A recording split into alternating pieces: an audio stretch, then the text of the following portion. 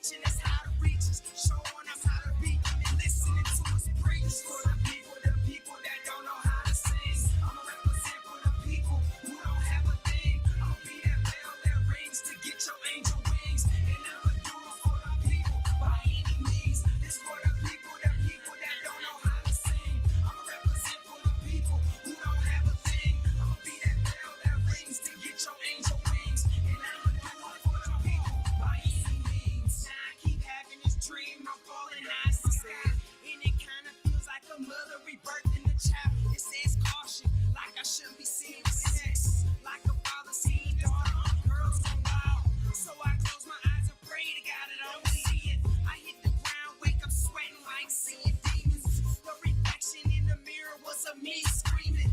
Then I hear a voice and see myself deceiving. Yes, I hear a pop, and then I'm munching up. Is that my baby or me, baby? I don't know what's up. Look, it's me, I can see my hands and feet. Thankful for the Lord for my life, I can breathe. Now I see what I was brought into this world to be. For the ones that need a speaker, God gave me the gift to speak. This is for the people as well as it is for me. So together we can soar individually. This for the people that don't know how to sing. I'ma represent for the people who don't have a thing. I'ma be that bell that rings to get your angel wings, and I'ma do it for the people by any means. This for the people that don't know how to sing. I'ma represent for the people who don't have a thing. I'ma be that bell that rings to get your angel wings, and I'ma do it for the people by any means. Congratulations, thank you for really waiting. It's been a long time, and you've been very patient. Now I'm here to give you your own standing ovation. I work for y'all, so I'm thankful for my occupation. For the Christians, look up at God, get on your knees and thank Him. And for the smokers, forgive me, Lord, roll up and praise Him. And for the hungry, we come and we got food to take them. And for the homeless, we got bills ready to make them. It's for the hustlers, cop a pie if you can bake them. And for the busters, if you can, by all means, shake them. Embrace the haters, without them, you know we beat Nathan. Don't be sad it ain't Freddy's, look, we found Jason. We ain't stopping, that's why I say this is for you. If you can trust us to do it, I know that much is true. And for the people, I give my heart to show us proof. I will be there for you when the sky is no longer blue. It's for the people that don't know how to sing. I'ma represent for the people who don't have a thing. I'ma be that bell that rings to get your angel wings, and I'ma do it for the people by any means. This for the people that don't know how to sing. I'ma represent for the people who don't have a thing. I'ma be that bell that rings to get your angel wings, and I'ma do it for the people by any means. BAE, PJP, 4OZ, 1-2, live from the streets. We in the booth right now. We just trying to show y'all we let the streets. That's what we do. That's what we do. It's for you. It's for the people. It's for everybody to eat right here. It's for everybody's theme song. When you feel bad, you're at home alone, you sad for some reason, what reason at all, you pop this in, listen. It is for you. It's just let you know that we coming and y'all coming. We coming together. We gonna fly individually. I'm telling y'all, it's the cure right here. It's the cure cancer. I found it. I've been looking for a long time, but I found it. No, I've been searching high and low, up and down, left and right, back and forth. Ghost.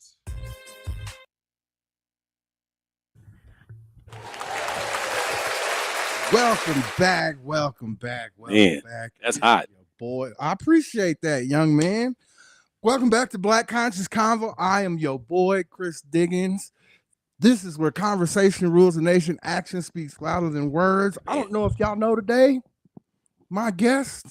But before we get to that, hold on. How your mama doing? Man, she's doing well. I just came back from Senegal, West Africa, and one mother we all have in common as we speak about this Black consciousness. Amen. Our mother is doing well. The world would not even rotate without all of the resources that come from within our mother, and we all have a mother inside of us, and her name is Africa. Amen. As Ethiopians call her, the garden. Okay. One of the things that people took out of history. Look, let's not play with that. Right? Come on, man. You want to do some real Black consciousness? We'll go ahead and give the Greeks back that word Ethiopian, and we'll just talk about Kemet. Hey, about the way once again. Well, we can't describe ourselves through the eyes of individuals who, define us. And if you look at how we define ourselves, it's oftentimes different than the way that others define us. So as we move into 2026 and we're still using, words that are attached to European or Western civilization or whatever, the cradle of their civilization, our mother was in old age well before these individuals were born. Oh, yeah. I love, once again, Brother Jeff, a.k.a. the greatest community leader. Come on. That we have had in a long time, along with Dr. Daddy-O. Wow. Unity in the community. Let's not play. Daddy Bruce. Daddy Bruce, my pastor who passed, Pastor Davis. Yes. Peters, excuse me. Pastor Reverend Peters. One of the city fathers. There's three of the city fathers. You're talking about Bishop Asen Phillips. Amen. You're talking about Bishop Porter, and you're talking about Reverend James Peters. There we go. Yes, sir, indeed. I was baptized by that man right after New Hope Baptist. The New Hope Baptist on Colorado Boulevard was open. I believe Yahweh. Okay. I call him Yahweh because once again, European descent put the letter J on there around the 1600s, which the letter J didn't exist before then. And I don't know if y'all know, but I ain't ever called Jesus Jesus. Okay. That's just me though. It's all good. You know what I'm saying? Like, for example, I just jump in and say, shout out to those who are, with Esau, the J wasn't there. But let's not forget about the Dean, the Surat al-Mustaqim. Assalamu alaikum to all my brothers and sisters out there also, because we all, in the spirit of Frankie Beverly, are one. I was just about to say, one of the things that a lot of people don't know is how you worked with Minister Farrakhan to make that Million Man March. That Million Man March happened. Like this you are a very pivotal man when it comes to being a pillar in our community of leadership, not just yap, but once again, conversation rules the nation, but action speaks louder than words. Man. That's why my show is like that.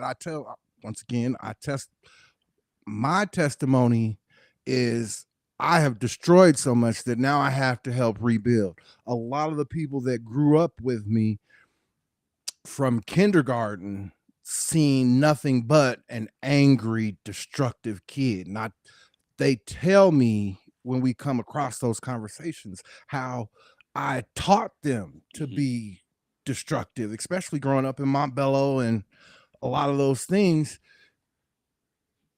It's amazing right now to be in a place of forgiveness and love and trying to work through using grace and forgiveness for not only myself, but for the things that I've put out there that people still believe, all because of I didn't know. I was ignorant to a lot. And now I'm like, man, this is a whole new venture for me. Like, it's real cool, especially because, you've come through some things and we've all come through various things. But today we get to realize that a lot of what we're dealing with was systematic, and orchestrated social engineering. And so we can't take credit for all of the destruction and the things that we found ourselves in without taking a step backwards and saying, what was this all about? And so for us to be raised in what they call the hells of North America, in the wilderness, everybody has a story, a testimony. And for anybody who has melanin to be able to stand up and even be present in 2026, we are the overcomers. Man, we're going to say that one more time. We are the overcomers for the simple fact of, once again, I'm just grateful and thankful to be here because I know Denver Public Schools told me, I could say, third grade, I found out that my teacher was like, you ain't going to the fourth grade because you're a bad kid. And then fourth grade, they said the same thing. And then When I got to middle school, it was, oh, you're going to die real soon here. You know what I mean? And that was the teachers telling me this. This is adults talking to a young person, to a child, pouring into young people, which tells you either they were conditioned by a system that attacks the mentality and they're perpetrating something, as opposed to saying, I'm an educator. An educator, and if you think about the Latin word, is to educe. In other words, to pull out. It's not to put in.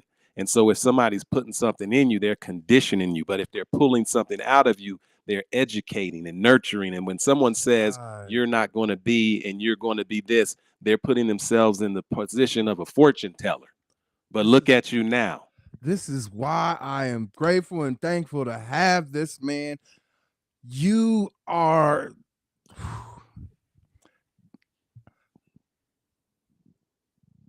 I want to keep this, so I don't want to mess this up. Like, I watched you do your show and you was like, you know what I mean? Like, it was so smooth the way you do your thing. Like, you, and for me, I'm good at just having like just conversation about my topics. Yeah. But at the same time, this is Black History Month. So this is why this show is so important for right now. This is my kickoff show for taking us into Black History Month. My next guest, I have not gotten them here yet, but my next guest, you'll see when I talk to y'all tomorrow. But in general, you read, you have graduated from college, you have put in the work.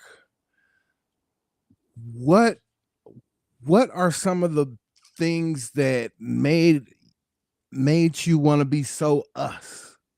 Like, besides the leadership that we had around us growing up, like for me, Yahweh tried to intervene in my actions plenty of times. So it was like I would make a contract and then break the contract. Mm-hmm. What was your... My dynamic is I grew up in what we know of as community, and a Black community. Gotcha. Folks will often say about Colorado, or they say you're from Colorado. Wait a minute, are there Black people there? Oh yeah, that's our... Now, what they don't know is that there was a time when a brother like Brother Jeff grew up. I was in 100% Black community, period. Even though I'm a white state.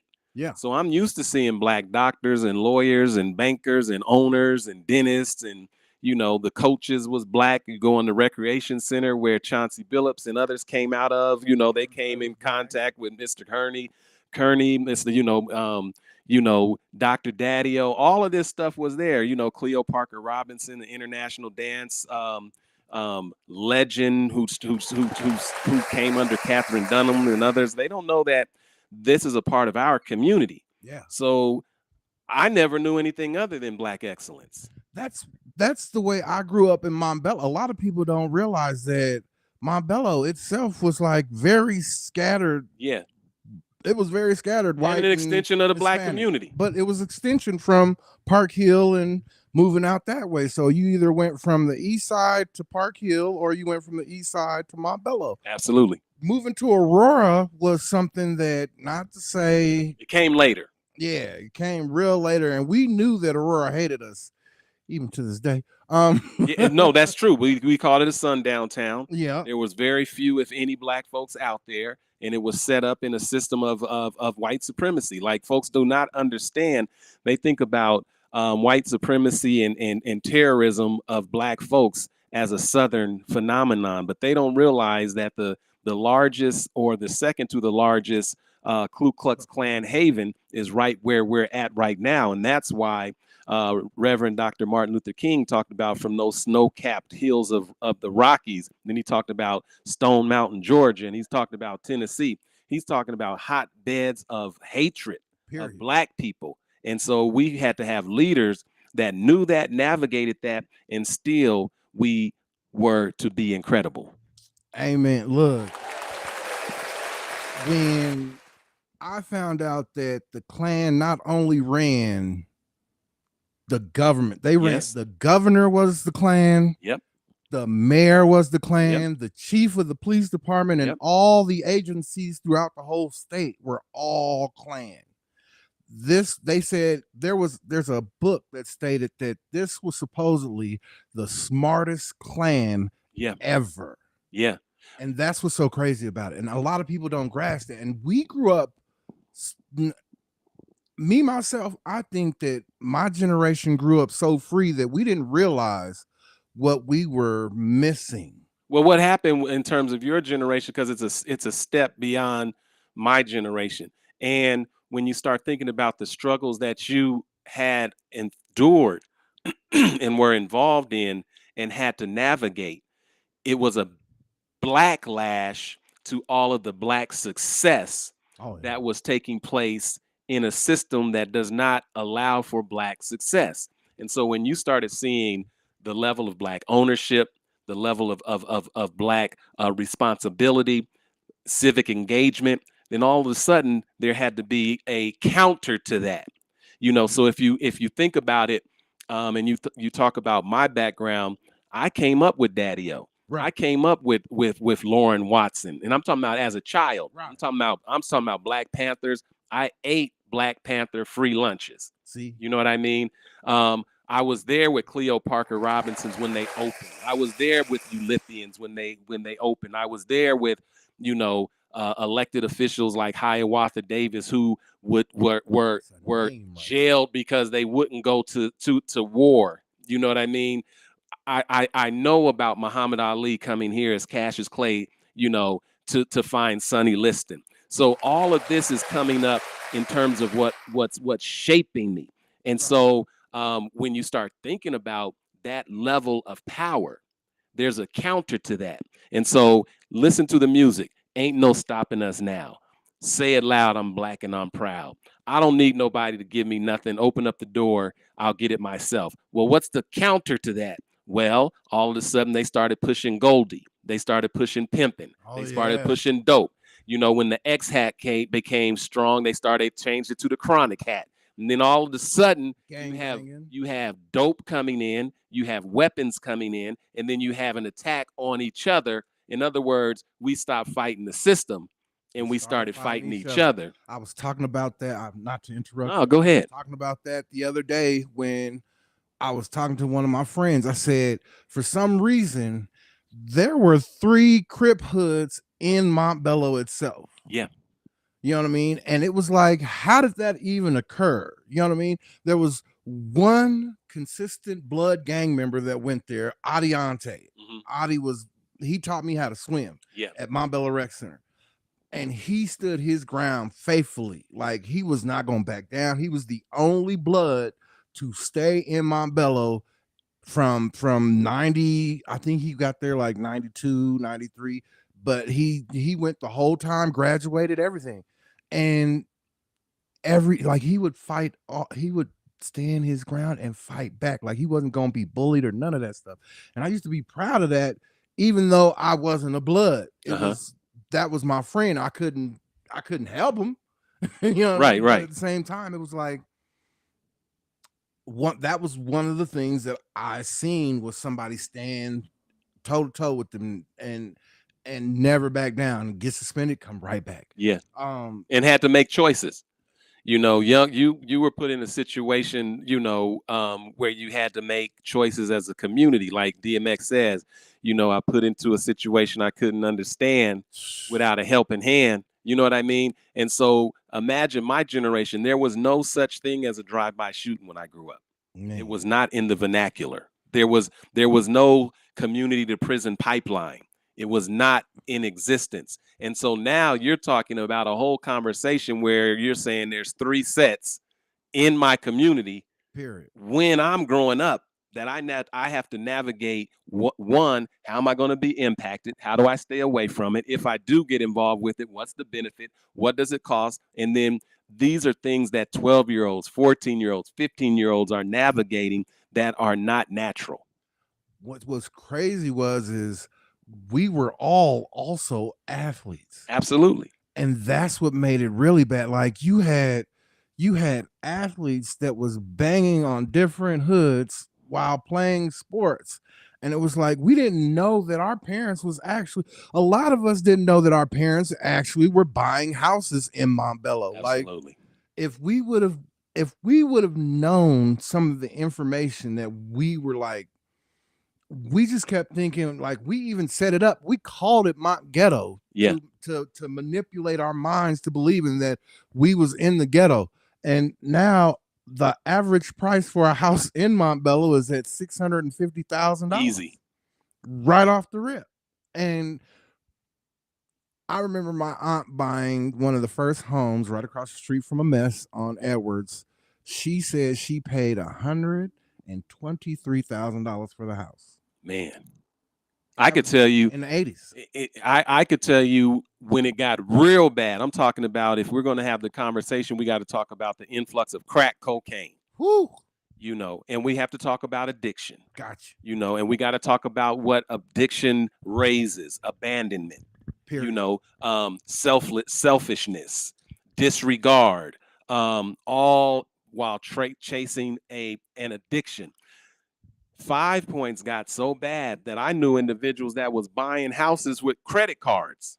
Like, the equity in the community fell so low. And I didn't know that when we were dying on the block, other investors was buying up the block. That's it. So what you're looking at is a market that benefited from the pain of a community and ended up with all of those assets that we talked about, I grew up with. You know what I mean? Even so much so now today, you can walk in your local recreation center and not even see a representation of blackness. I went over to the recreation center. I seen that. And so, I mean, now you've got a school right around the corner that used to. And so if you talk about the school around the corner, you're talking about gentrification. Like, they started pimping out the schools and giving it to Wall Street. Correct. You know what I mean? And making it a profitable dynamic. They took the public out of public schools. They started making it for a profit generating endeavor. They started saying schools are failing, so we're going to close the school. Right. That's equivalent to saying there's a bad hamburger, so let's shut down the restaurant. Right. You know what I mean? Just the hamburger. They were going after the property. And now you've got these buildings that you can't get into these buildings unless you can speak Mandarin by the 3rd grade right in your community. Look, I remember when Bird Call was Jim Dandy's. Yeah. Absolutely. I remember when the pizza spot was the pig ear stand. Yes. It didn't have a name. We all called it the pig ear stand. That's yeah. It. But it was all part of a plan in service to, you know, big bank takes little bank. If you got something and you don't protect it, it's going to get taken. And so, you know, we have to realize in 2026, yes, that happened, but they did it again during Reconstruction when they hit the Freedmen's Banks. Oh. You know, they constantly move to where you accumulate and then they attack it and then you start over. And so now you listen to leaders talking about, well, we've got this program to where we're going to help people with their down payment so we can increase Black home ownership. They never talk about the equity that they stole. You know, they don't say, I stole your house. Now they're saying, let me help you get a house. But we're going to miss the whole thing about, well, what happened to all of these houses that these elders have owned, all of these corner lots? How is it even possible for all of this migration and this movement to happen within a short period of time? It's a plan. It's a plan. It's yeah. One of my guests that was here earlier this year, Eric Smith, he said that he interviewed for a position with a company in human resources for this company. And he said they had a 15, 20-year plan. Oh, yeah. For Colfax. Yeah. And he said just right in the beginning of Capitol Hill area, he said there's a 15-year plan to change that neighborhood. Yeah. And it's like, we don't think about how all of this is just a plan. Period. And we're not part of the plan. Well, yeah. I don't call it gentrification. I call it colonization. Absolutely. Because they know that they weren't in this. Mm-hmm. This wasn't they. Like, I remember my mom saying how there were white people in the neighborhood, but it was still black people. Yeah. It was a majority black people, period. Well, you know, when we grew up, if there were white folks in the neighborhood, they were just black folks. That's it. You know, that was your cousin, your friend, or whatever. They just happened to be white. You know what I That's it. mean? I know some white folks that was banging harder than anybody that you would ever imagine, and they got it honest. I done seen them raised in the motorcycle club. I done seen all of the dynamics. So don't sleep Oh, on them yeah. individuals that grew up in the hood, and you're like, you know, Hispanic community. all of them. Like it is an Asians. amazing dynamic. I remember the Little Rascals off of Federal. Yeah.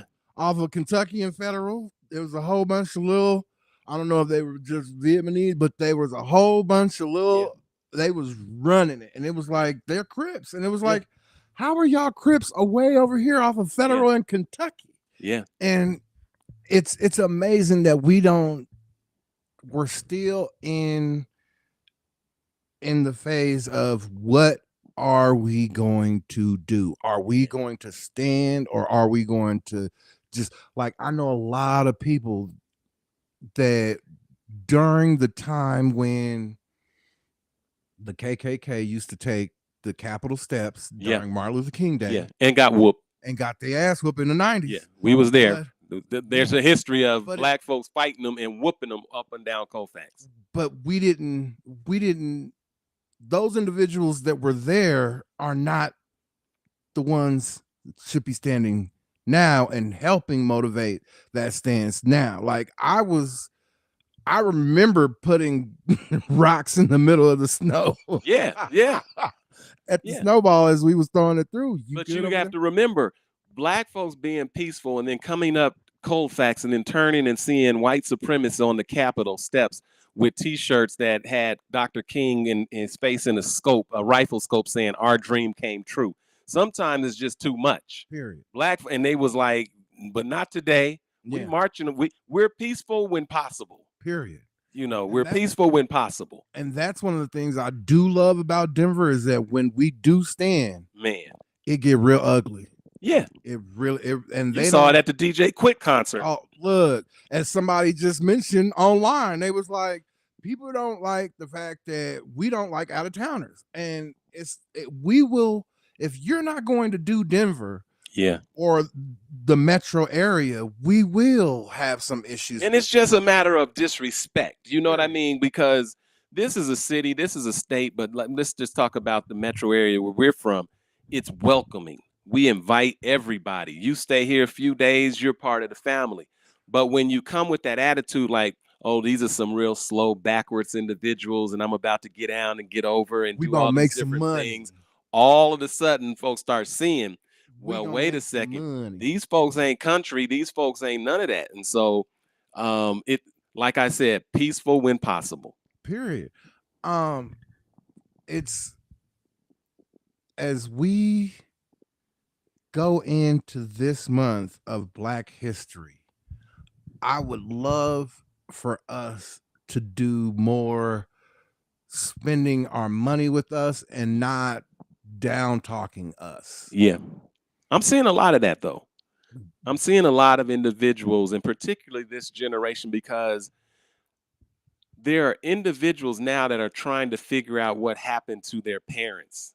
Oh yeah. And their grandparents. And why is there this incarceration? And why is such and such uncle that's paralyzed? And what's going on with these constant funerals and stuff? And they're looking. If you look at these young people today, they're using words like trauma. Oh yeah. They're using words, you know, toxic masculinity. They're talking about abuse. They're talking about suicide. You know, they're dealing with young people who are, you know, getting caught up and dying because of drugs that they think are one thing and there's something else. You know what I mean? These young people today are a lot more aware and conscious to what's going on than those who got caught off guard with that, you know, sucker punch. Yeah. I made a post the other day about how our generation grew up in sexual deviance. Whereas in this new generation that they keep talking about is growing up in sexual exploration. Where they're allowed to find themselves sexually, and people are going, oh, you shouldn't be doing all this. But if you were given, if you were in the 60s and 70s when disco was popping, one of the things that disco allowed was everybody to wear glitter and gold and have tight pants and tight shirts and high heel boots, high heel. Nobody was complaining about when you went into the disco. You know what I mean? And now these individuals are now free to be completely themselves, but at the same time, the matrix has not stopped working. Like, we know that incarceration, we know that in the indictments, Right. the indictments put the soldiers away. Right. So like what ICE is doing right now would not be possible if the soldiers were out of prison, which is basically the new form of slavery. You're a free person as long as you don't, as long as you do as the system says, you are a so-called free person. But after that, you can be put back into slavery once you don't conform to the matrix, once you don't assimilate, because that's basically what it was. The hustlers didn't assimilate, and some of those hustlers actually paid the bills. Like, yeah, the houses got taken care of because the hustler paid the bills, and then when they took the soldiers away, the bills stopped getting paid because the addicted were the ones that were left out. Man, I can tell you that our greatest assets are incarcerated. Amen. Like, people look down on individuals they should be looking up to. Oh my God. Because our success is rooted in individuals that been through it, going through it, then sat down, thinking about it, surviving it, and then coming back into society with a level of consciousness that says, if you just listen, you're going to benefit not only from what I've been through, but for my strength. You know, these are not assimilated individuals. It's no accident that they kill the boy babies. It's no accident that they go after the sister soldiers. They're supposed to do that. They're supposed to addict them. They're supposed to exploit them, because if they don't, then they're looking at the individuals who are going to actually be the rulers of the world. And so incrementally, I keep seeing young people with this spark. And that's why when I see individuals that come home, they done their stint, you know, we welcome them home. You know, we say, what can I do to help? Right. Not turn them away, not say, look here, not label them. It's like, man, this is the best, the greatest, the brightest, the strongest, because you survived that. That's like the world looks at us and say, we know what you've been through with enslavement. No one else could survive that. The world looks at us and says, wow, that's why they herald our leaders. That's why they look at us and they say, yeah, how did you do it? We go through things that most people can never endure because we're built tough and we're built to last. It's when you say it like that, we have individuals that when the welcoming home of individuals that have come out of prison, they go, oh, we put them on a pedestal. Yes, because of what reason did they go in is my thing. And like, I'm not talking about the ones that are out here doing the, like I said, the little deviant things and all, and just running around angry and they got themselves caught up. I'm talking about the ones that they really had to think methodically to go after. When you are in an indictment, understand that is not just, oh, we caught you selling drugs. That is, we have been watching you. We put a spy in your camp. We literally did everything in our power to take you off the streets, because that's how dangerous of a thinker that you are. And when I hear people disrespect things like that, it does hurt my heart, especially once again, when it's us judging us. Yeah. Like right now, you have so many people judging the things that Martin Luther King did and how he was so peaceful, but at the last minute, people don't realize that he was conforming to a whole different mindset because of what was going on. We have Huey P. Newton, another light-skinned man who was making all these moves to help the people, once again, being a Black Panther recipient. It's it's always let's put dark skin against light skin. We can always do this. Yeah, that's nonsense. That irritates the shit out of me. Well, yeah, it should irritate you because it's so elementary. Period. You know, the spirit of revolution, the spirit of freedom is a spirit. It's not a skin tone. Period. You know what I mean? And so when you start talking about the narrative that they gave you about Reverend Dr. Martin Luther King Jr., if you don't understand him as a revolutionary, it's because you haven't studied him. You know, Period. if you don't understand that black folks are pulling from the black pool of genius, then you don't understand an Ella Baker. You don't understand a Fannie Lou Hamer. You mean you don't understand a Rosa Parks was not tired because she was tired of working on the job. She was tired of a system of oppression, and she was an activist. She was a leader of the NAACP at the time when the NAACP would have been considered Al Qaeda today. Period. Like, for example, today you can say I'm a Christian, but back in the time, them early first century Christians, when they said, okay, you're a Christian, we're going to go to this Coliseum tomorrow, and you're going to be fighting this lion in the name of Christianity. Yeah. And they went to fight lions. That kind of spirit of resistance. And when you start talking about the Huey P. Newtons and what that represents, we start talking about the Malcolm X's, the Minister Farrakhan's, we have a litany of leaders that we don't understand because white folks haven't given these folks permission to really understand their own story from their point of view. If these white folks don't sanction and authorize the information that we're consuming, then it is illegal. As they are taking away history in cities. And I don't think people grasp that the only type of creature that would like to destroy the past and create a new would be evil. Man, I don't know how that's not looked at as like the most satanicest, most evilest thing that you could do to people is one, create, because one of the things that I remember reading about the devil, once again, when we read this Bible, one of the things that it says is the thing that the devil does is deceive and confuse. Right. If you are deceived, you will not make a decision. Man. You won't make a good choice or a bad choice, because that's what there really is. You make a good choice or a bad choice, right? The gray area is something that people have created for their own comfortability and safety. For me, that's what I feel. I know people love to make up, oh yeah, there's a gray area when it comes to this. But let's just get down to the brass taxes of it. I was a bad kid. Bad kid, whoop his ass. Want him to be better? Eventually he will learn to be better. I learned from the ass whoopings that I have to figure out how to work my shit out and not be a bad kid or just that angry kid in general. What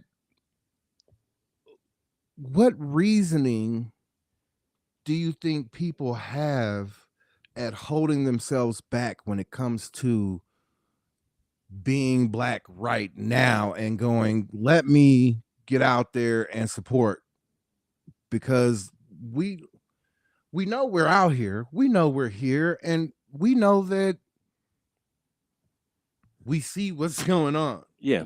But at the same time, we're not talking about it. Well, you know, what holds us back is fear. There's consequences to being black, because black is not a skin tone. It's not. You know, black is something different. And so the minute you decide that you are going to stand up in a system that says, I'm going to keep you down, then you become a risk. You become a target. You become unemployable. You become targeted. You become assassinated. And so it's easier for anybody in a system to assimilate than to travel the road least traveled. You know what I mean? Freedom is a road seldom traveled by the multitude, because there's consequences to freedom. Freedom is not free. The average person is like, go along, get along, you know, don't hurt me. This is what terrorism is about. This is why you had lynchings. This is why you had whippings, and you do it publicly. This is why you have a George Floyd. This is why you have a Breonna Taylor. This is why you got the two right now in Minnesota. Yeah. And these are white folks being made an example of what happens when you stand up for black people, because you're supposed to be on the other side of the fence. But if you uck with them, then you duck with them. That's it. And when you support what we've been talking about for a long time, they look at you as a white person as crazy. One of the things that I'm seeing people talk about is you're not black if you married to a white person. You can't be black power and be married to a white person. Some of the most revolutionary individuals you ever would meet was white or was in different relationships. And man, let me tell you, my aunt, married a dark-skinned black man in the South. Man. Okay, in the 70s. Let's not even play. In the 70s, she was a blonde-haired, blue-eyed white woman, married a tall, dark-skinned black man. You don't think that they was angry at both of them? Had some beautiful children, created some of the greatest. She is one of the most lovingest women of all her grandchildren. Yeah. Of all her grandchildren, of her grandchildren's that are not even just grandchildren, her great aunts, great nieces, great nephews, all of those things. She is such oh my gosh. I want to keep going into this. Go ahead, Chris. You know that. I really do want to keep going into this. At the same time, I do have some things that keep us moving along in our show. One of the things we talk about is sports. All right. How are you feeling about the Broncos right now? You know, we lost on a snow day. Yeah. To the Patriots. Yeah. How you feel about that? Well, first of all, it's great to talk with you about sports, and I like the way you set these questions up because they are questions about larger dynamics as well. Most people know Brother Jeff knows nothing about sports. However, I've got some great sports analogies. Right. And I came up as a pirate in Park Hill. That's right. Which means that I have nothing in me but victory, a winning trait, and have never experienced what it even means to be on a losing team, let alone folks that have a losing mentality. Right. As it relates to the Broncos, I just watch one thing, and I listen to folks who know a lot about this. They say defense wins championships. Yep. And they also say, let the game come to you. Don't try and push it. Take them 3 points. Them 3 points is there. You're going to need them 3 points. Don't get fancy. Don't get slick. You got a quarterback ain't never played one down with the big boys. Right. Not once. Can do all the throws and all that. Like Tyson say, everybody got a plan till you get hit. That's it. So now you playing with individuals that done played all season. They done preseason. They done made it in the playoffs. They done got to the AFC championship. Take them 3 points and you're up 10. But look at, did you need them 3 points at the end of the day? Everybody knows when Colorado, in Mile High Stadium, in Vesco Field or whatever, whenever we're in the national spotlight, a blizzard happens. Period. For some reason, everybody, it's sunshine right now. We ain't got coats on. We ain't. Folks think we living up in igloos around here. For real. Take them 3 points. That's how I feel about it. That's basically it. When it comes to getting the community, getting some of that back into the community. Yeah. How do we get some of that athleticism and that Bronco money back into the community? Like, we know that they got the Bronco Rec Center in Montbello. Uh-huh. But we're still here on 5 points. Like I moved specifically to 5 points to be part of bringing this thing back. Yeah. The way we do it is we take the 3 points. We work with what we got. Not what can happen, what can come, what's the potential. This one got $1 billion, this one got a multi-billion-dollar contract. That don't have nothing to do with me and you if it don't have nothing to do with me and you. Yeah. We take the 3 points. There's 3 of us sitting right here. We got $3. That's what we're going to work with. Now, if somebody adds to it and says, hey, you know what? I've been blessed to do this and that, and I've got some resources, and I see what you're doing. Let me get behind you financially, etc. Then we take that. But we don't sit and say what somebody's supposed to do with their money or their time or their talent or even their field.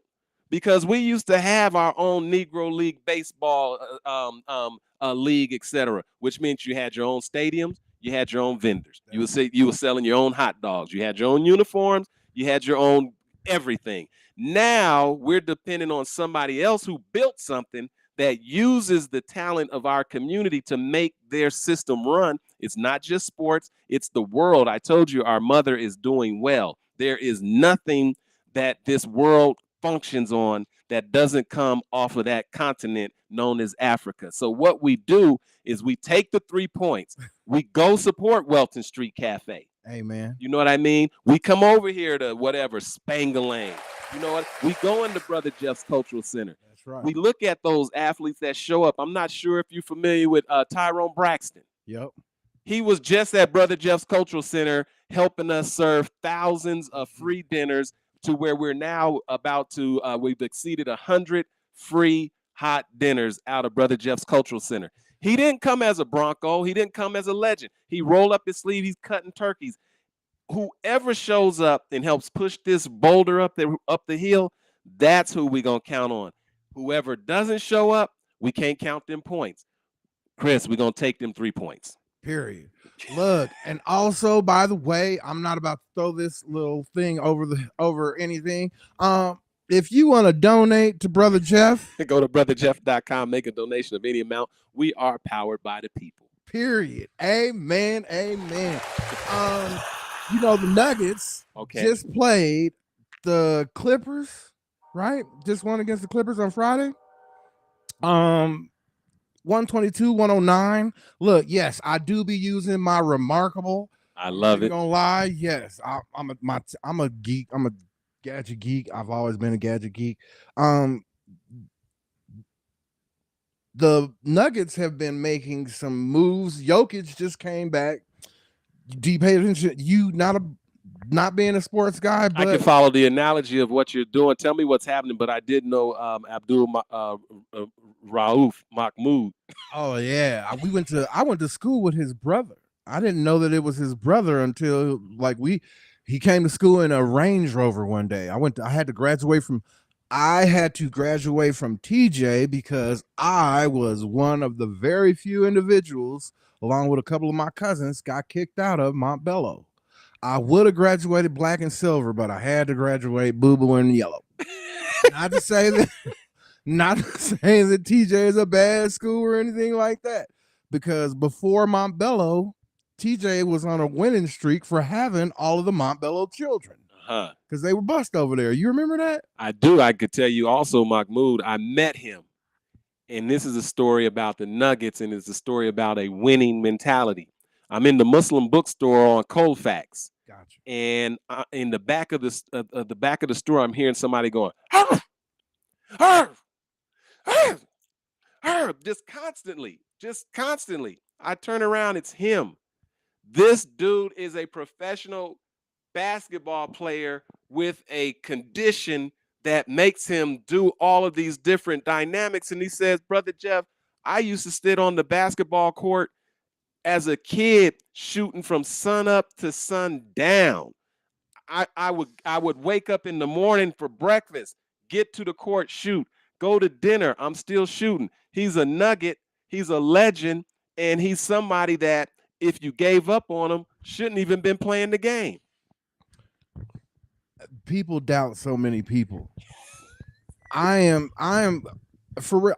I believe that's one of the things that I've let people know. I'm pressure because I believe, and if I believe, I'm gonna push. So how are the Nuggets doing right now? The Nuggets is set to play the Brooklyn. Yeah, they're supposed to be playing them. They're on a 3-game losing streak. Look, We're gonna be all right. when it comes to the Nuggets, I think so. Like the Nuggets is, let's not play. Jokic ain't no joke. Right. I'm not even gonna lie. Like Jokic ain't no joke. And then we got like the Avalanche is back. The Avalanche is. I used to like watching hockey as a kid. We used to also go look at wrestling, the all-star wrestling. But we used to watch hockey because they used Coliseum. the hockey players. You got to be built with steel to be a hockey player. They be slamming each other into them, like, and getting in the penalty box. It's like, yeah, this is some skating and it's some ice, but we really here to fight. And that's our thing. That was MMA. That was our MMA back in the day. And then, like I said, for when you talk about all-star wrestling, like a lot of us, that's one of the things that used to get us into wrestling. Like you used to be able to go over to people's houses, and there was a pay-per-view party for every WW. Back then, it was WWF before the Wildlife Fund or Wildlife Federation, Mutual of Omaha, all that other stuff. Yeah, made them change their name because it was like, oh, the WWF, they sued them for it basically because they said those were our initials first. Yeah. So the Avalanche, they're doing all right. The Avalanche. I remember when they won the Stanley Cup. Right now the Avalanche are 5-2, and Montreal is who they're supposed to be going after, is 7-3. They're scheduled actually to play the Red Wings of Detroit today at 1:00. Okay. So you know what I mean? They could be winning right now, they could be losing. Who knows? Maybe the director can do a quick Google for us real quick and let us know how that thing is going. When this, there we go. All right. So shout out to the Avalanche. When it comes, I know they came to the cultural center and gave out hockey sticks to the community. Oh yeah. And then also in terms of the Nuggets, shout out to them as well, because right here at the Denver Recreational Centers, they've got the little young people basketball league, and the Nuggets have provided all of the jerseys for all of the kids. So shout out to those that are giving back to the community like that. Are you watching anything on television or just streaming anything? Mostly reading. Sometimes, well, television, I don't even know if anybody does that anymore. Right. I'm reading this. Okay. This has been, the clandestine prophecy has been something, the Celestian prophecy. Okay. It's been a book that has been keeping me going back and forth through it. Wow. Only because one of the things it talks about is scriptures that are being found in South America. Wow. Which they say is supposed to be impossible. Huh. There's no way that scripture could have ever been in South America. Which basically means black folks was there. Right. And this guy went on an adventure to try to find out their prophecies, basically. And they're not like the other scriptures prophecies, which is great. So I do recommend this book, especially for us when it comes to transference of energy. Right. Seeing energy in ways that we've never seen it before, like just consciously, like as the show is for me, I am alive, which lets me know that I am conscious. Okay. I am black, I am alive. Okay. And we gonna talk about it. Man, right? I love it. One of the things in entertainment, I try to stream just 2 hours a day because I don't want to be caught up in the matrix. Okay. So one of the things I'm watching is Netflix right now with the Upshaws. I don't know if you paid attention. No. Wanda Sykes and Mike Epps. Okay. Comedy. Yeah. I did see the Dave Chappelle special. I was watching that when I was in Senegal. So when the Dave Chappelle stand up took place, I was watching that in Senegal. Okay. And, you know, I may not see the one that you're talking about right now, but I can tell you, Dave Chappelle, he's arguably one of the greatest that's ever done it. He's a professor that's what I call it. Like, he gives a lecture, like, for real. Like, he's not just talking to us. He's giving a lecture. Comedy is something that I'm working on the side. Yeah. You know what I mean? I love making people laugh. I love making people happy. But comedy is something that I'm working on the side. He's talking about the death of Khashoggi. He said, I didn't know y'all was stop keeping track. He's like, man, I mean, Dave Chappelle, like, tell me about the Mike Epps series. What's he up to? Oh, the Upshaws this is its last season of the Upshaws. This is the series. Wanda Sykes, it's a great black show. Okay. Like, I don't know how much you know about Mike Epps, but he also has a stand-up that he just released. I'm familiar with it. And he did a testimony on that stand-up as a man. Like, I will never doubt him as a black man ever again, because it reminded me of what preachers and pastors used to do back in the day. When you confessed your sins and told people that you were a failure, he admitted to being a failure while trying to find himself and his way in this life, which I can totally grasp that as someone who, once again, as a destroyer, I was a failure because I didn't know that I was consciously alive. Wow. That was me slothfully. One of the things I talk about is the 7 deadly sins. My pride allowed me to be angry, believe that my anger was okay, and then it allowed me to use sloth as a way to not acknowledge everything that was going on so that I could continue acting a fool. Man. Mentally, physically, spiritually, and emotionally. Man. So when I heard this man testify, it was like, I am watching an elder show what a man is supposed to do and not give comedy like a little boy from a boy's perspective. Yeah. You know what I mean? That's what made that stand-up so great. I'd recommend a lot of people check out, especially us. I recommend that we, as males, check out Mike Epps' stand-up, because once again, he's testifying. And it's recent. I'm gonna go watch it. We're gonna chop it up. Cat Williams has one coming out on the 11th. He's another one. He's got a preview that just makes you go, this man, he has always been known as a giver. Yeah. You know what I mean? Cat Williams is another one of the best that's done it. Entertainment wise, though, you know, one of the greats, Big John Platt, straight from Colorado. Yes, you was just talking about that man. What is his accomplishments that we need to be giving shouts out to right now? Man, shout out to Big John Platt. What Montbello's finest, straight out of the community of Montbello. Big John is one of the largest record executives, music executives in the world. In the world, and understand that in the world, all music genres. From Montbello, you've got individuals whose careers are, largely dependent on Big John Platt. We're talking about, the Beyoncés, the Jay-Z's, the Pharrells, and those are just your black legends. But I'm talking about across all genres, across all spectrums of the board. Yeah. When Big John calls me and tells me that, you know what, Stevie Wonder calls me every day, I wouldn't doubt that.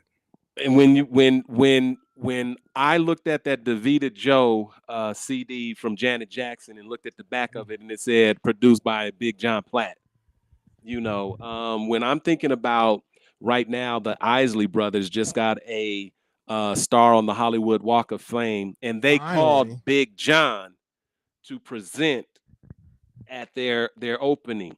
When you look at the Billboard Top 100 right now, the Billboard Top 100, you're going to see at number 8, Big John Platt.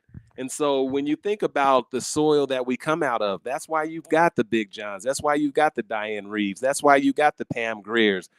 That's why you've got the Earth, Wind, and Fires. You know, that's why you've got the Chauncey Billups. That's And why the you've got Don all the Cheadles. Don Cheadles. You know, it can go on and on and Oh, on yeah. and on and on. We expect greatness because we come from greatness. We come from greatness, and that's one of the things that irritates me when it comes to our talent. Instead of us all working together talent-wise, we will find one or two little things that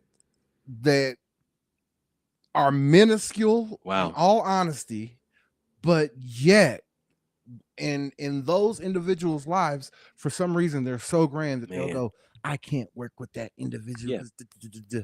But if you think about someone who says, I can't work with such and such, they have not even reached the level of accomplishment to say I won't work with such and such. Yes. You know, it's one thing when you're at this level and you're like, here's, I'm going to pick and choose what I'm going to do with my career.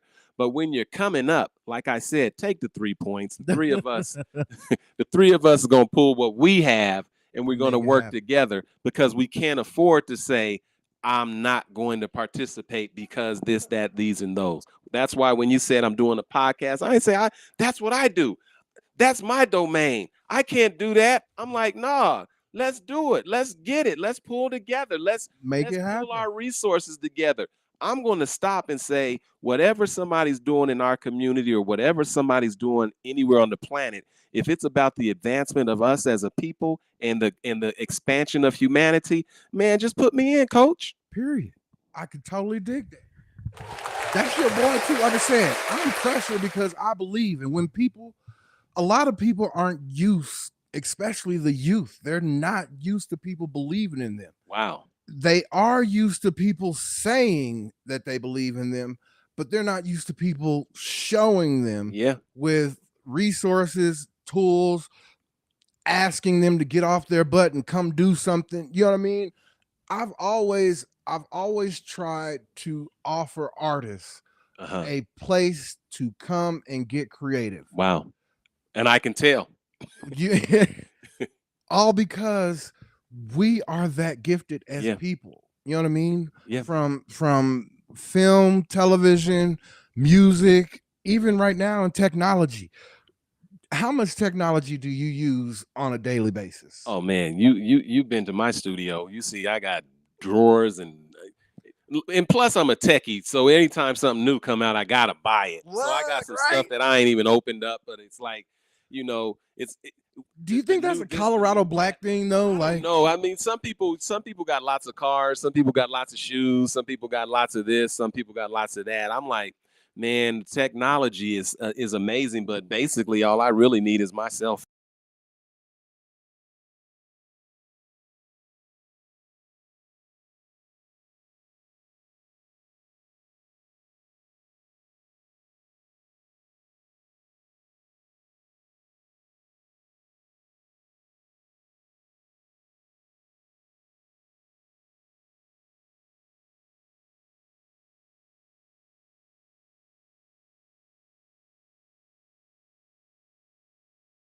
or should I say Isaac Hayes, his junior or the second? Third. Did you say the third? The third dad. Okay. Always had his son into some form of tech and made something happen. And he created Fanbase. I love it.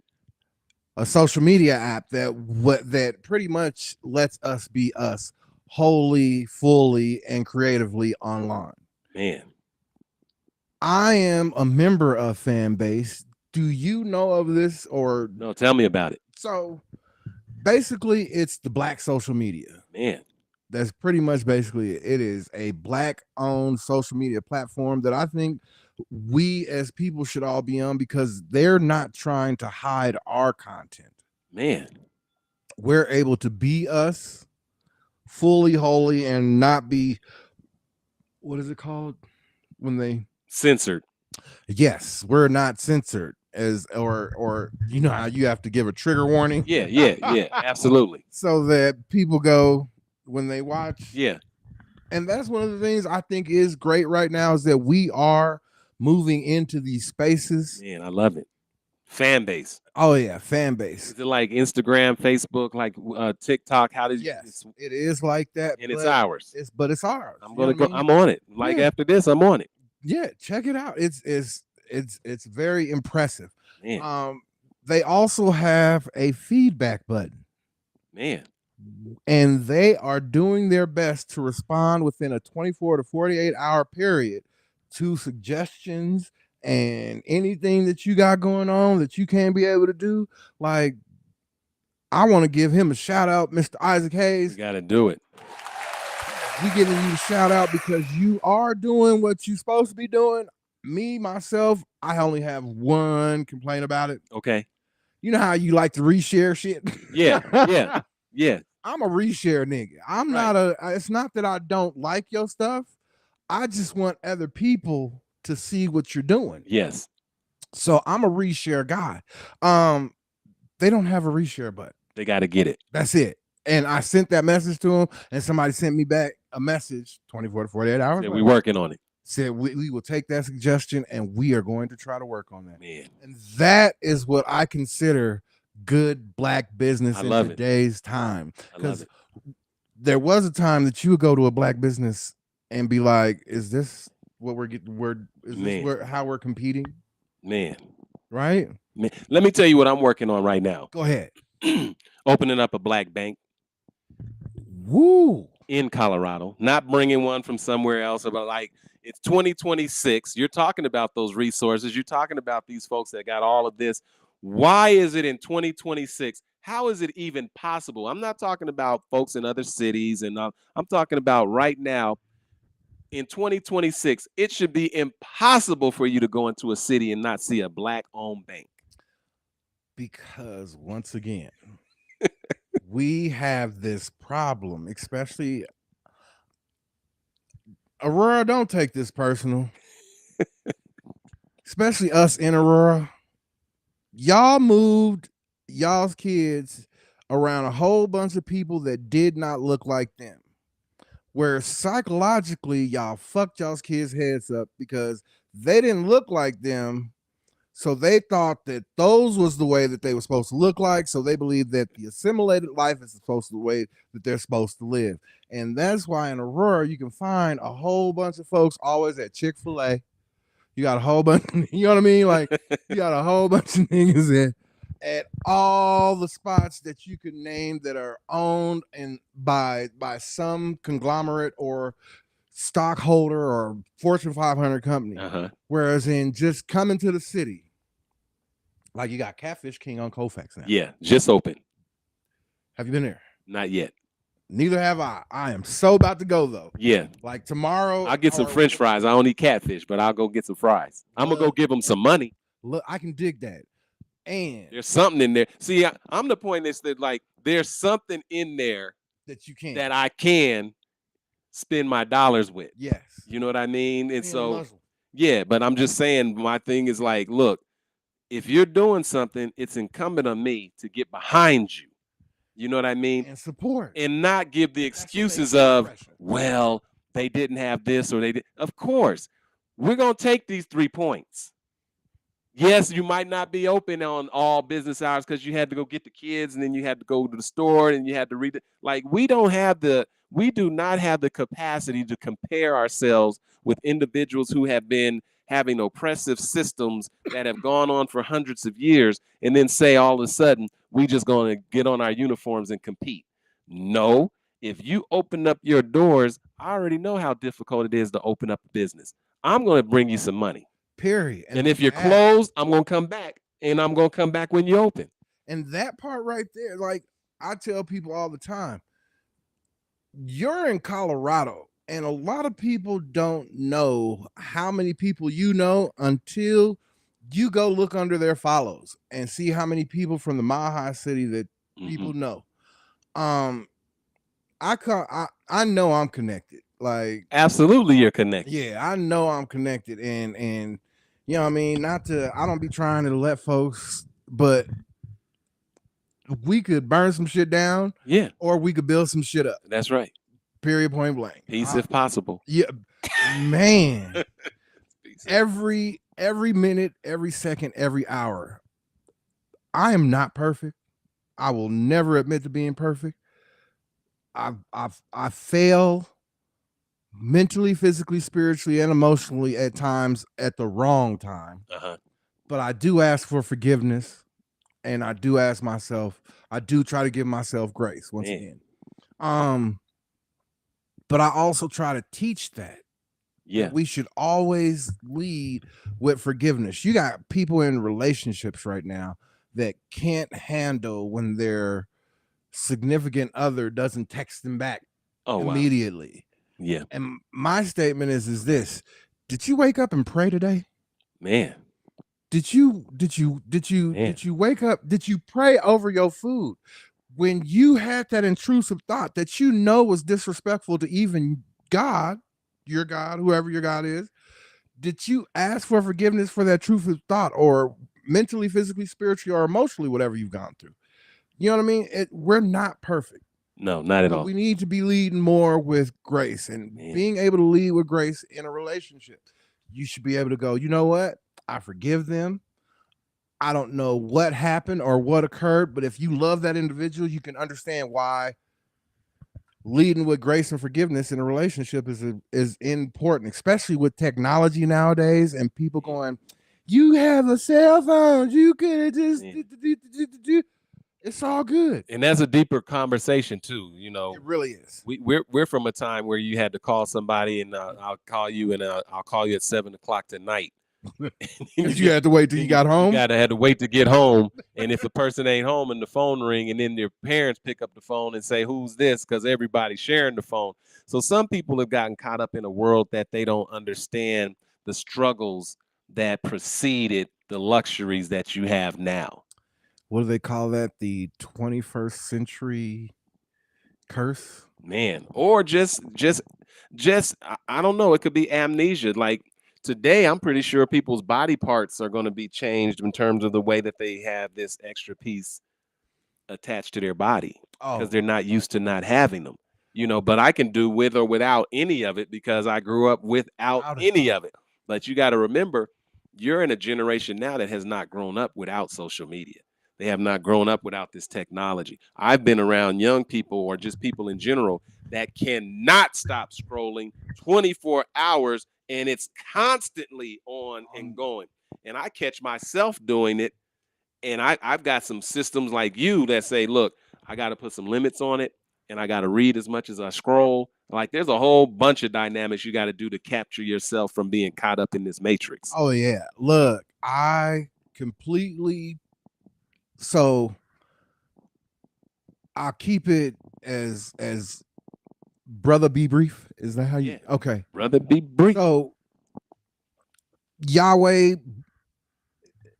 naturally sent somebody into my life. We naturally cross paths. I'll say that.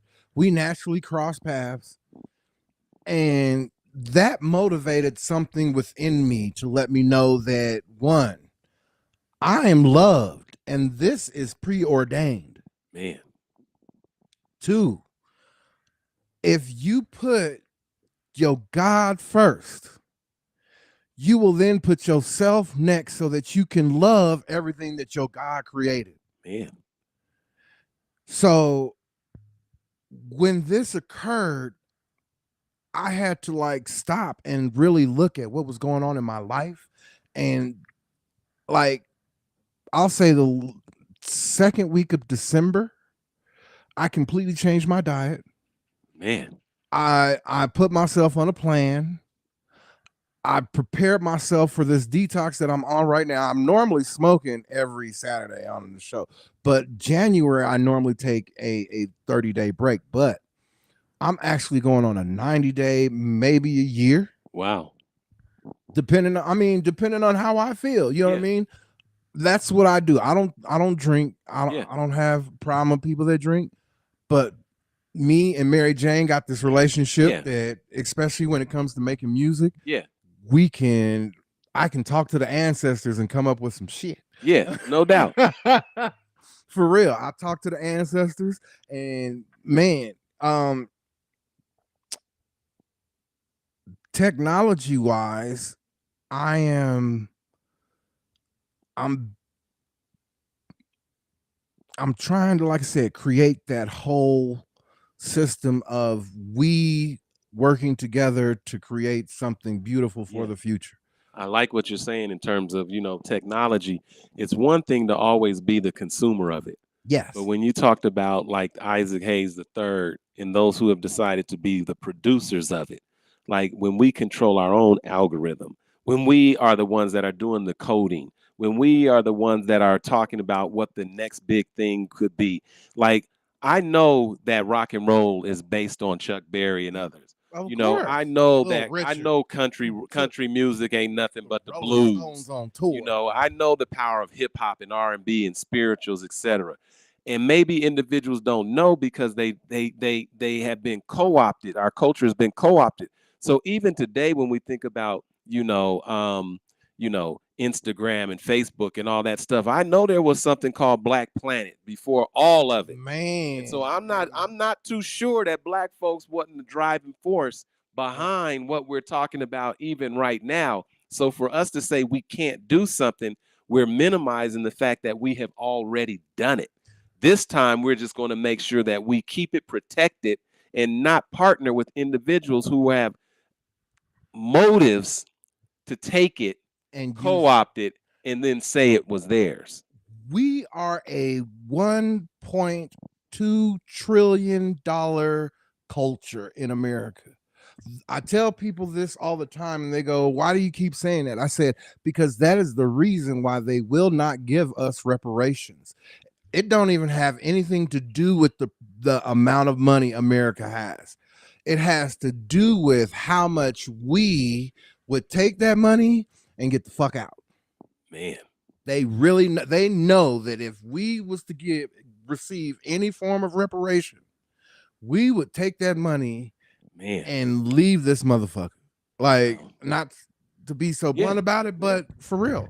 But like I said, my whole point in that Brother Be Brief, I was letting folks know that you have to worry about your health. You have to take charge. Better. You have to make the sacrifices to better yourself. And if you have those things in your life to motivate you, man, take advantage of it, right? Our last subject, video games. Okay. I don't know if you play any games on your phone. All right. I am getting ready to get another Xbox and Nintendo, because a Nintendo Switch, because those are the two systems that I believe in. Okay. One, Nintendo has always, hand-eye coordination is something that I believe anybody should be able to use and do, because it does keep your brain active, because you got two sides to your brain. One side does one side does the other, past nurse, whatever.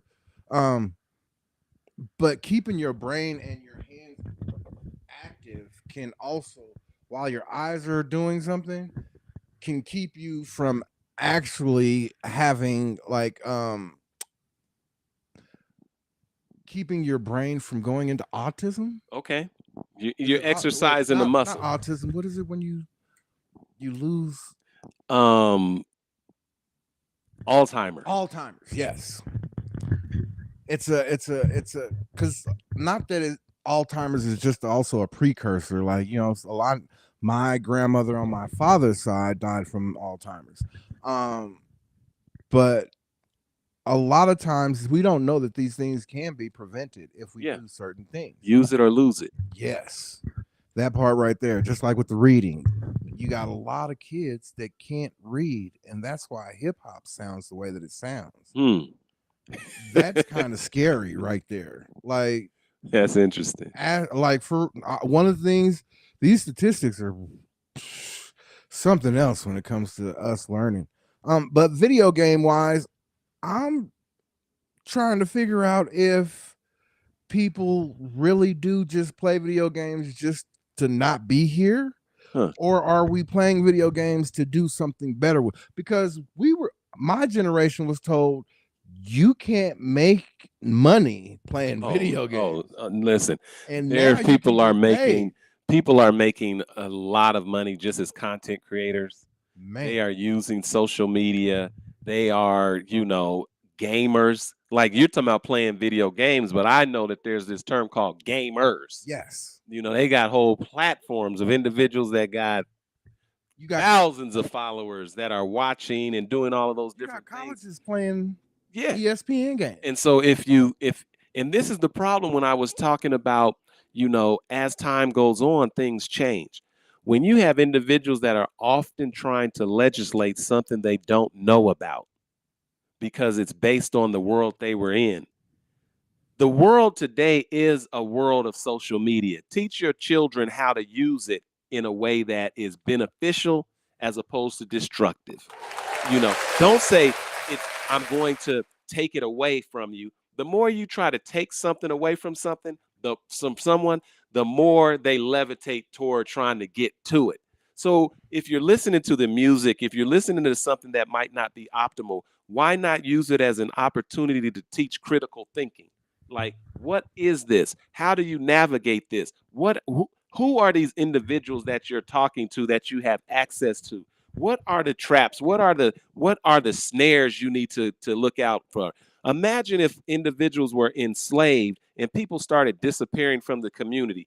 At some point, someone had to say, we need to put something in check to let these individuals know, and we need to mitigate by doing something. It wasn't about closing our eyes and saying, if I don't see it, it won't happen.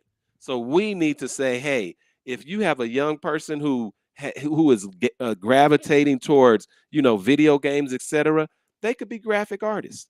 They can be coders. They could be individuals that are good at whatever was produced, and they can make perhaps more money and have a lifestyle that they want to live in that didn't exist in generations before them. Oh yeah.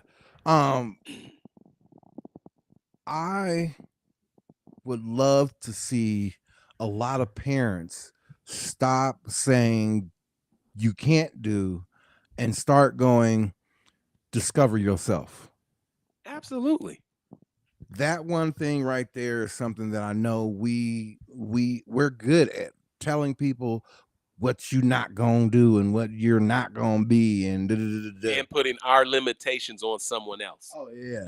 Well, I wasn't able to do this, so I'm going to live vicariously through you, or I'm going to share my trauma and my fear with you, so you'll be paranoid and you won't walk across the street.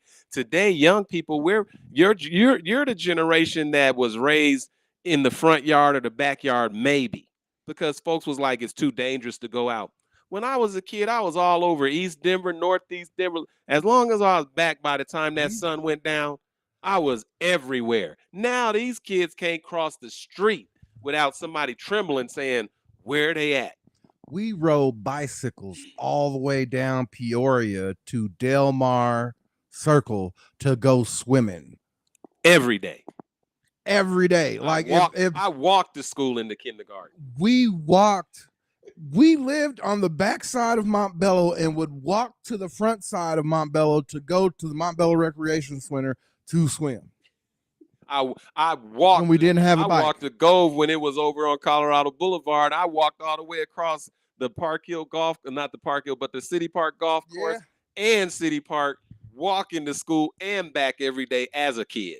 Look, and people don't grasp that was fun. Like, man, please. The conversations you used to have with people. Picking up them folks' golf balls when they hit the ball and pick it up and go running when they land. They're like, man, we did all that. Man, it was that is something that the youth. I think there's a fear that parents put into the youth, and for very real reasons too. But we got to figure out a way to have young people having fun again. Yeah.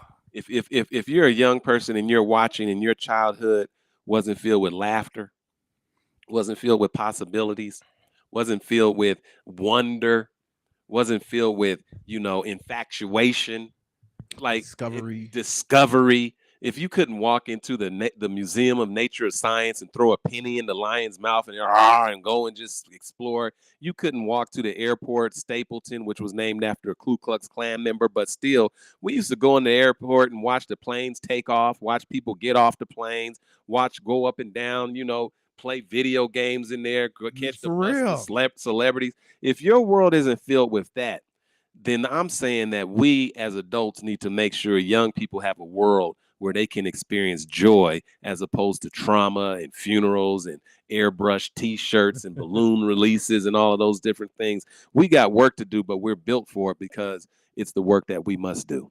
We do. Look, one of the things when you was talking about social media, I had made a joke about how we know who's supposed to be on social media and who's not supposed to be on social media. The first time we found out about social media was at the popcorn social. Yeah. Right? That was, you were being social, or the whole 6th grade came together because you didn't even know how many people you was in school with. You just knew that there was lunch break A and lunch break B, and every school had lunch break A and B at a certain time. But then you had the ice cream social or the popcorn social. Sadie Hawkins dance, whatever Yeah, it was. whatever it was. And that lets you be social. And the individuals that didn't get to go, they weren't social. And that's who shouldn't be online, is these individuals that don't know how to be social. Their antisocial Yes. behavior is detrimental to individuals who know how to socialize. That's it. And when you say that to them, they go, I never thought about it that way. It's in the first word of the whole thing. Like, it's social media. What is you trying to do? You being mean is not being part of being social. Just letting you know, you being the mean person, you're not being part of being social. You're being antisocial. That's it. Man. You wouldn't go to the party and be the asshole at the party because you would be kicked out of the party. Man. That's all we saying. Social media. There it is. Moving on. It is Black History Month, right? Mm. You are kicking off Black History Month. Here is my question, because we are about to sign off. What do you think the action that we as Black people here in Colorado can take to make Black History Month even better for those around us and acknowledge the month itself? Man, Black History Month is for everybody who's not Black, because we're Black every day. Period. And so, if you need to let your foot off the gas a little bit, maybe you can. But we are who we are all the time. But what I like about this particular month is it's an intentional time for us to focus on some things that we may not have been paying attention to. Like, for example, this Black History Month, if you're not thinking about, James Dr. Daddy-O Walker, you know what I mean, God who's bless him, now God love him, an God keep him. ancestor and who owned a Black radio station. Listen, who went to work for a white station that played country and Western music, encouraged them to change the format because he was bringing a mountain of soul. Soul is just a word that means black. Soul music, R&B music, all that rhythm and blues, that just means black. Period. Because when you're talking about top 40, you're talking about crossover. That's what white folks was doing. And in a segregated society, you had white music, you had so-called black music, even though everybody was listening to all the music. Daddy-O convinced Dave Siegel to say, hey, I'm going to allow this R&B, this soul, this black music to be played on a country and Western station for just a couple of hours. But then those 2 hours became an entire format, an entire station of soul music, of black music. But it didn't stop there. And then Daddy-O purchased the white station and became a black station owner, and then hired his family and hired the community. And if we're not talking about examples like that during Black History Month or Black Excellence Month, if individuals still think that Black folks' history began in 1619 in Jamestown, Virginia, on an auction block, then we're going to have some problems. If you think they're taking Black history out of school when they never had Black history in schools, we're going to have a problem. If little kids are not able to counter when someone's calling them the N-word and then be able to explain why there's a multi-billion-dollar industry based on the N-word, where some folks can use it, but some folks can't, and we're given a mountain of confusion. These are times for us to have these kind of conversations. If it's not Black History Month and we're not talking about our young sisters and these young queens being nurtured on lyrics that call them bitches, hoes, and sluts, man, while everybody says, I like the rhythm, I like the music, it makes me feel good, I'm telling you, we have to have some deeper conversations. So if that's what we're doing in these 28 days, then we're going to be utilizing some great time to become healthy, whole, and move forward. But if it's just about us talking about such and such created the cotton gin, somebody put up a red light, but you can't connect the dots, then we got a lot more work to do. For real. Look, one of the things I wanted to bring up with that was you got individuals right now thinking that they have to do this the assimilated way. And that's what's hard for them to separate, is the assimilation, because the matrix is so good. It's just like the devil. People don't believe that the devil exists because who wants to believe that evil exists? And as long as we keep avoiding those things, if we don't understand that before whoever your God was, before they gave us light, they was playing in the dark. They had to think about why, like, if we're all from the creator, right? Before they said, let there be light, they did something. They was doing something in the dark. Man, we all know what we do in the dark, right? So I just think people need to understand that there is a balance. Right. We got to come out of this darkness so that we can be the light that we're supposed to be. Man. And for this month, this is the first time and the only time that a generation of people will be able to see 4 weeks of a February. Wow. February is going to start. It starts tomorrow. Okay. And it will end on a Sunday, or it'll end on a Saturday. So it'll be complete. It's 7 days for 4 weeks. I love it. This is the first time ever in history that this has ever happened. This is going to be great. So in general, besides that, I can't even think of anymore else. I mean, like, we hit so many topics. Well, I could just say that, it's powerful to be on your show, powerful to, look at what you're doing in terms of adding light. It's amazing to see, your mentoring. It's amazing to see that you're taking that leadership that you've always had and you're just moving it in a different direction. And when we just take our young people, or we just take the individuals that done been through something, I like dealing with people who've been through something. Man, I can testify and say, let's do something different with that same energy, because we are who we got. Period. If we think we're going to throw somebody away, and we don't know who we're dealing with, who has the keys to the grain house. And so with that being said, happy Black History Month. Before us, there wasn't nothing, and after us, there ain't going to be nothing else. We are it. And I'm happy to be a part of those who know who we are. And so if you know who you are, keep shining and do something to turn the lights on, because we got mighty work to do, but we stand on great shoulders. And the work that we're doing is the work that no one else can do. Once again, people, I am your boy, Chris Diggins. This is the great brother Jeff, aka Jeff Rod. I want to let y'all know my director, Jameer Young, is sitting back here just chilling. Jameer, what's up, bro? It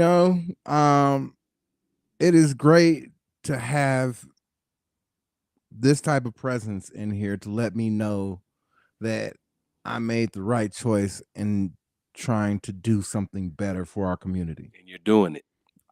Thank you. Once again, conversation rules the nation. Action speaks louder than words. Y'all have a great rest of your weekend. Happy Black History Month. Stay black.